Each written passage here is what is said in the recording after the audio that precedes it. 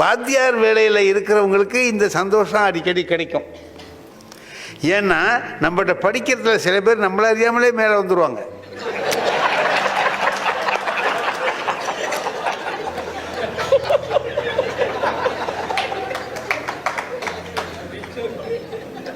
ஆனால் அவங்க சொல்கிற போது என்ன சொல்லுவாங்க, வாத்தியாருக்கு ஒரு மரியாதை கொடுக்கணுமேங்கிறதுக்காக உங்களால் தான் சார் வந்தேம்மா. நாம் அந்த உண்மையாக ஏற்றுக்கூடாது. நான் முந்தியெல்லாம் ஏற்றுக்கிட்டு இருந்தேன். யாராவது இப்படிலாம் சொன்னாக்கா எனக்கு ஒரு தலை கணம் வந்துடும். வித்யா நம்மகிட்ட படித்தவங்களாம் எப்படி இப்படிலாம் இருக்காங்க பார், பெரிய பெரிய ஆளாக ஆகிட்டாங்க. மனித மனம் என்னவா இருக்குங்கிறதுக்காக நான் சொல்கிறேன். இந்த மனித மனம் என்ன செய்யும், என்கிட்ட படித்தவங்கலாம் பெரிய பெரிய ஆளாக வந்திருக்காங்க, அதுக்கெல்லாம் நான் தான் காரணம். ஏன்னா அவங்க சொன்னாங்கல்ல, உங்களால் தான் நான் இன்னைக்கு இவ்வளோ பெரிய ஆளாக இருக்கிறேன், அப்படி சொல்லணுமேங்கிறதுக்காக தான் சொல்கிறாங்களே தவிர நம்மளால தான் அவங்க ஆனாங்கங்கிறதுல, அவங்களால தான் அவங்க ஆனாங்க. இதெல்லாம் பார்த்துட்டு கொஞ்சம் திமிராக இருந்த காலத்தில் தான் எனக்கு அது அடிபட்ட இடம் ஒன்று உண்டு. திருவாரூர் பஸ் ஸ்டாண்டில் நிற்கிறேன், ஒருத்தன் லூஸு சார், மென்டலி லூஸ். அவன் இப்படி அலைஞ்சிக்கிட்டே இருந்தான். நான் பஸ்ஸில் போகிறதுக்காக போனேன். அங்கே ஒருத்தட்ட சொல்கிறான், இவர் தான் எங்கள் வாத்தியாருன்னா.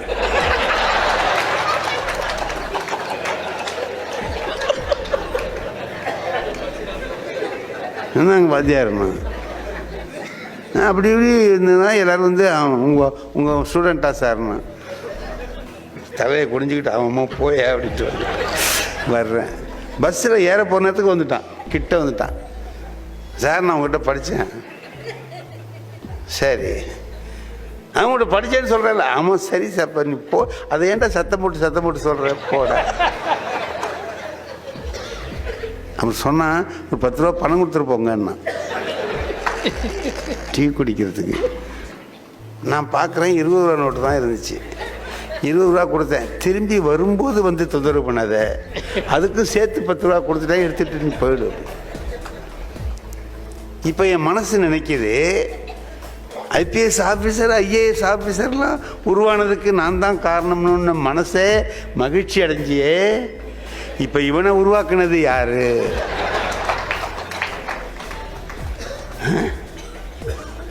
ஏன்னா நல்லது கெட்டது ரெண்டு கலந்தது தானே உலகம்.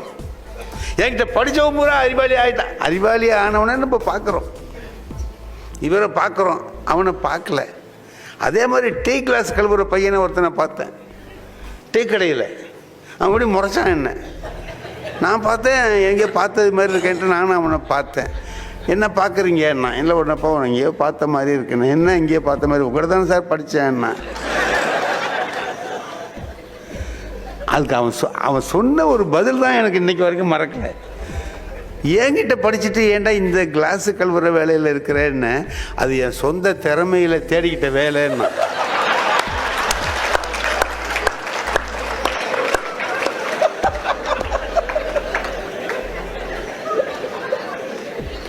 நீங்கள் காரணம் இல்லை சார்.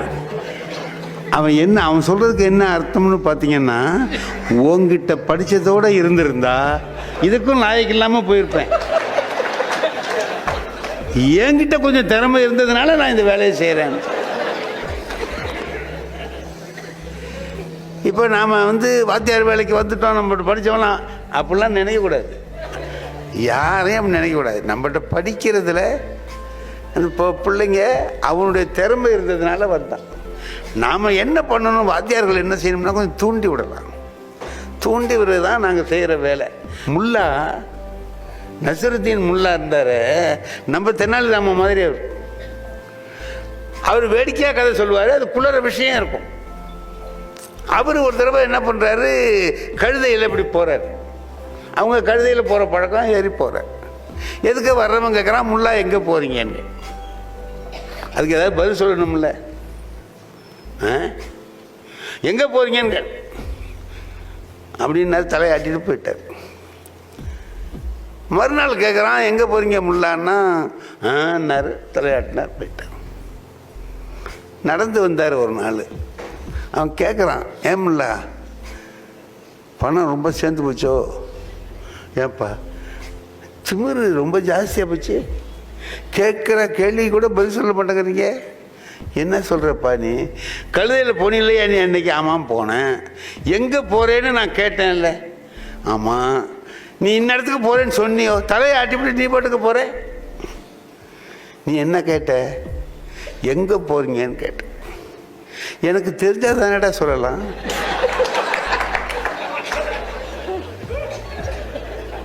என்ன நீ போகிற, உனக்கு தெரியாமலே போகிற?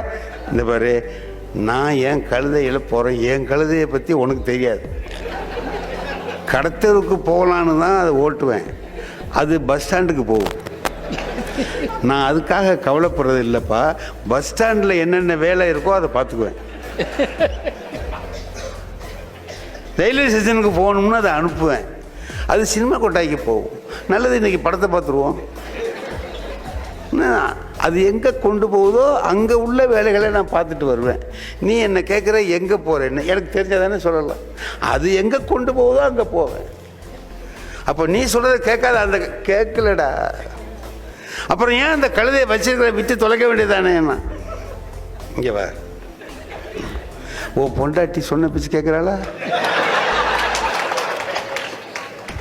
இல்லை, வெட்டு விட்டிய? விரட்டி இல்லைண்டா. அப்புறம் வர்றது இதை விட மோசமாக வந்தா நீ எதை நம்பி விரட்டுறது? கழுதை இதாவது எங்கேயாவது கொண்டு போகுது. இன்னமும் வாங்கி வர்ற கழுதையை என்ன பண்ணுறது? அது இதை விட மோசமான இடத்துல கூட ஆற்றுல தள்ளி விட்டுச்சுன்னா நம்ம என்ன பண்ணுறது? நான் என்ன பண்ணுறேன், வாழ்க்கைங்கிறது அட்ஜஸ்ட்மெண்ட்டடான்னு அதில் ஒரு கருத்தை வச்சான். வாழ்க்கை என்பது ஒத்துப்போதல். அது நடக்கிறது தப்புன்னு நினைக்காத, நீ அதோட ஒத்து போகிறதுக்கு பழகிக்கோ அப்படின்னு சொல்லி சொல்கிறான். அந்த அதில் சொல்கிற இன்னும் ஒரு அருமையான செய்தி ஒன்று சொல்லுவார் முல்லா. நம்ம இன்னைக்கு ரொம்ப உதவும். பக்கத்து வீட்டுக்காரர்கிட்ட போய் டம்ளர் கேட்குறாரு. சார் ஒரு டம்ளர் கொடுங்க, நம்ம வீட்டு டம்ளர் எங்கேயோ காணும், 2 பேர் வந்திருக்காங்க, வேண்டியதாக இருக்கு. அதுக்கு என்ன எடுத்துகிட்டு போங்கன்னு ஒரு டம்ளர் எடுத்து கொடுத்து வீட்டுக்கு எடுத்துகிட்டு போனார். மறுநாள் கொண்டு வந்து கொடுக்கும்போது அந்த டம்ளரோட ஒரு சின்ன டம்ளரையும் கொடுக்குறாரு. ஏன்னா நான் ஒரு டம்ளர் தானே கொடுத்தேன், நீங்கள் சின்னது ஒன்று. இல்லை உங்கள் டம்ளர் நேற்று ராத்திரி குட்டி போட்டுது, உங்கள் டம்ளர் போட்ட குட்டியை நம்ம ஏன் வச்சுக்குவானேன்னு நான் கொடுத்துட்டேன். இது என்னடா இது, டம்ளர் நம்ம வீட்டில் இருந்தால் குட்டி போட மாட்டேங்குது, அவன் வீட்டுக்கு போட நல்லது, ஏதோ ஒன்று போடுது. வந்த வரைக்கும் சர்றான்னு வாங்கிட்டான். அப்புறம் ஒரு நாள் ஒரு குடம் ஒன்று வேண்டியதாக இருக்குது, கொடுங்கன்னு கேட்டேன். பரவாயில்ல, டம்ளரே குட்டி போட்டு போகுது, குடம் என்ன சும்மாவாக இருக்கும்? அது குட்டி குடம் வந்தால் நல்லது தானே, எடுத்துகிட்டு போங்க அப்படின்னா எடுத்துகிட்டு போயிட்டான். ஒரு நாள் சின்ன குடத்தை கொண்டாந்து கொடுத்து, சரி என்ன உங்கள் குடம் போட்ட குட்டி எடுத்து. நல்ல நல்ல நல்ல ஓடி அவன் ஓடு வந்தால் குட்டி போட்டு அனுப்புது அப்படின்னு சொல்லிட்டு கொடுத்துதான். ஒரு 2 மாதம் கழித்து என் பொண்டாட்டி ஊருக்கு போயிட்டு அப்படின்னு. நீங்கள் நினைக்கிற மாதிரிலாம் இல்லை, என்னமோ நினச்சி எல்லாரும் சிரிக்க ஆரம்பிச்சிட்டாங்க பாருங்க. ஒரு கல்யாணத்துக்கு போக வேண்டியதாக இருக்குது, நல்ல நகைகள் இல்லை, ஒரு வைர நெக்லஸ் உங்கள் வீட்டுக்காரவங்க போட்டிருக்காங்களே அதை கொடுங்க, 2 நாள் கழித்து திருப்பி கொண்டாந்து தந்துடுறேன்.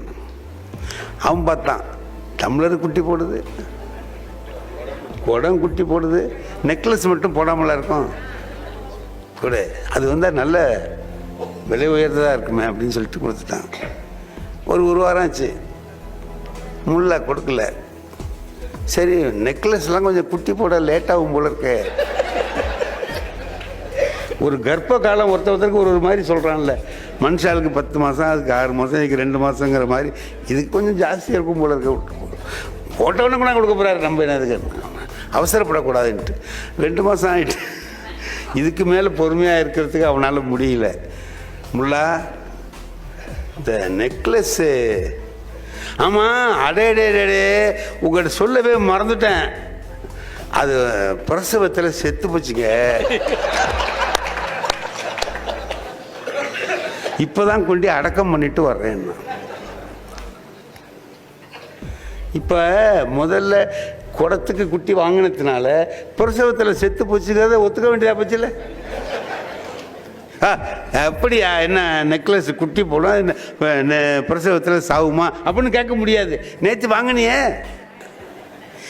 சும்மா வருதுங்கிறதுக்காக எதையும் வாங்காதே.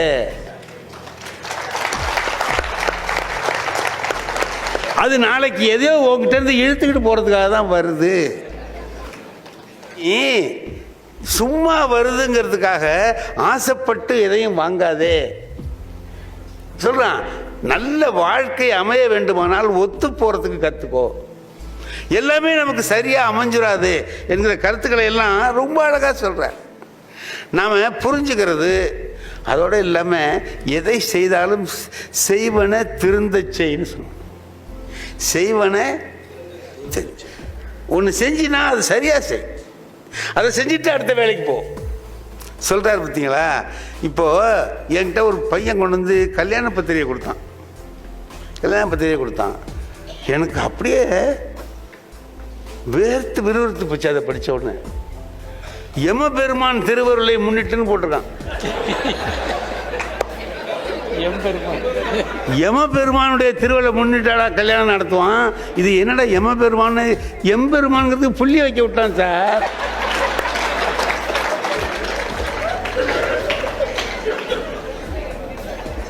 ஒரு புள்ளி தான். உங்களுக்கு தான் முதல் நல்ல வேலை என்கிட்ட முதல்ல கொடுத்த. எல்லாருக்கும் கொடுத்த பிறகு கடைசியில் என்கிட்ட கொடுத்துருந்தீங்கன்னா எல்லாம் எம பெருமானை தான் பார்த்துருப்பான். அப்புறம் கொண்டா எல்லாத்தையும் வச்சு எல்லாத்துக்கும் புள்ளி வச்சு எம்பெருமானை ஆக்கி எம்பெருமானை ஆக்கி எல்லாருக்கும் கொடுத்தோம். சின்ன விஷயங்களில் கவனம் இல்லாமல் போனால் எவ்வளவு பெரிய கெடுதல் வரும். ஒருத்தருடைய மனசை பாதிக்கிற மாதிரி சில சமயத்தில் அமையும். ஒரு பழனியாண்டவர் கோயில்னு ஒரு கோயில் இருக்குது திருவாரூரில். கார்த்திகை ஒரு பேச்சு வைப்பாங்க, சொற்பொழிவு அதை வைப்பாங்க. அது ஒரு 20-30 பேர் உட்காந்து கேட்பாங்க. அதுக்கு ஒருத்தர் வந்து பேசி, நீங்கள் கொஞ்சம் வாங்க சார் ஒரு நாளைக்கு, இந்த கார்த்திகைக்கு உங்களை போட்டுடுறேன் அப்படின்னு சொன்னாங்க. சரின்னு போட்டார். அந்த கார்த்திகைக்கு முதல் நாள் பார்த்தா போர்டு ஒன்று வைப்பார், எழுதி வைப்பார். அதில் நாளை சமய சொற்பொழிவு நடைபெறும், எல்லோரும் வருகன்னு போட்டுக்காரே தவிர என் பேரை போடல. நான் மறுநாள் பேச போகும்போது அவர்கிட்ட கேட்டேன், ஏன் என் பேரை போடாமல் எழுதியிருக்கேன் அப்படின்னு. இல்லை, ஒரு 4 பேர் வரட்டுமேன்ட்டு தான் பேர் போடலைங்க.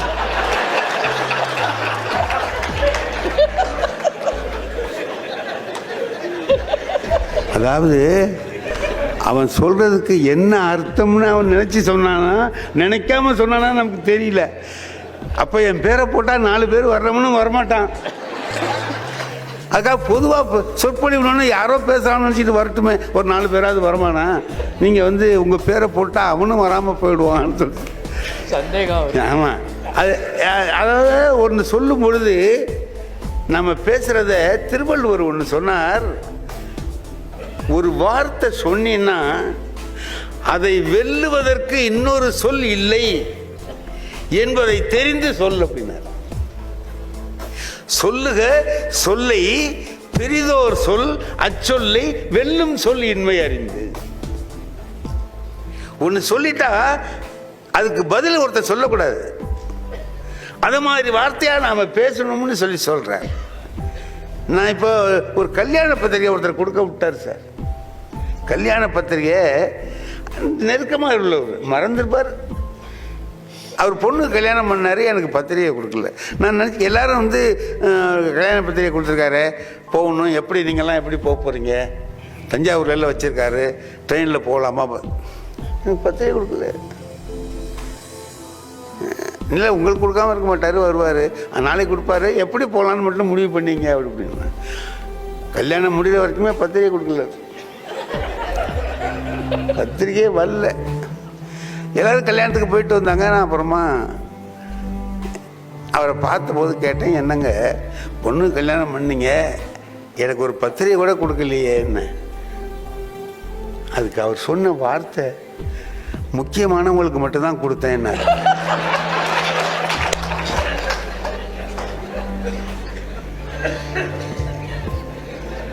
இவர்கிட்ட நம்ம கேட்காமலே இருந்திருக்கலாம். அதாவது என்னமோ நினைக்கிறாரு, என்னமோ சொல்றாருல்ல, அவருடைய கருத்தும் அவர் பேசின பேச்சும் ஒத்தது இல்லை. அவர் என்னமோ நினைச்சாரு, என்னமோ வேற ஒன்று சொன்னார். அப்படிதான் இருக்கும். நீங்கள் நம்ம மனசில் என்ன இருக்கோ அதை வெளியில் சொல்ல தெரிஞ்சாலே போதும். நாம் நினைக்கிறது ஒன்று, சொல்கிறது வேற ஒன்றா இருந்தால்.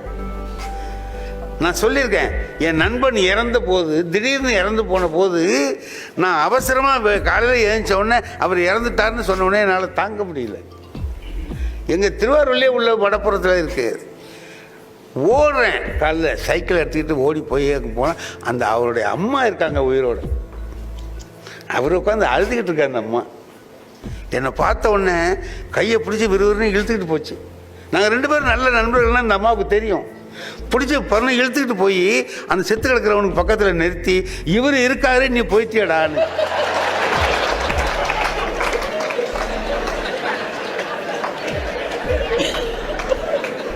இப்போ நான் என்னங்க நினைக்கிறது சொல்லுங்கள். அந்த அம்மாவுக்கு புள்ள செத்துதில் உள்ள வருத்தத்தை விட நான் இருக்கிறது தான் வருத்தமாக்குற மாதிரி இருக்கு.